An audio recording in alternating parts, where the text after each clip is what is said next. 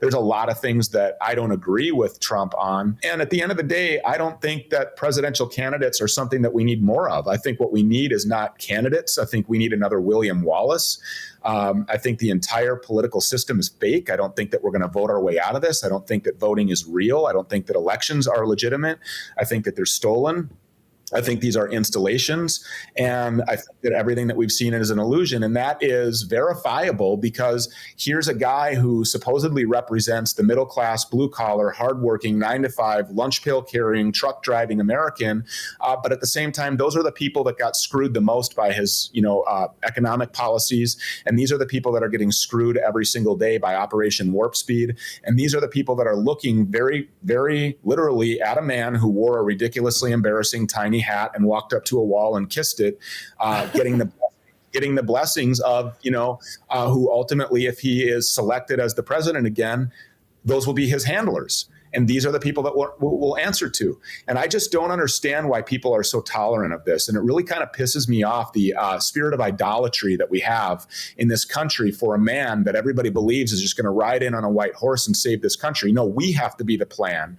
We have to be the ones that stand up and act in accordance with the Constitution, which says very literally that if a government becomes oppressive to your God-given, inherent, inalienable rights, that you are to tear down or abolish that form of government and replace it with a government that's representative of the people.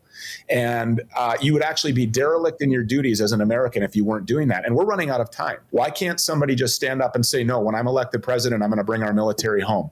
These forever wars, these regime changes, this spreading of democracy, which turns out to be a pretty dangerous gig and full of lies. I mean, we've heard about weapons of mass destruction, Saddam Hussein ties to Al-Qaeda. We heard about the babies in the incubators. We've heard about, the Obama red line in Syria. We've heard about the ghost of Kyiv in Ukraine. We've heard about the bombing of maternity wards. We have been lied to about the embassy in Benghazi. Now we're just killing Iranians in Syria. They are proceeding on with World War III without an official declaration of war by Congress. The purse strings are open. Americans are paying for their own demise. And this is happening across the whole planet. And so until somebody says, no, I'm going to bring the military home, we're going to secure our border. If anybody tries to penetrate our border, we're going to shoot them in the brain, because that's why we have a military.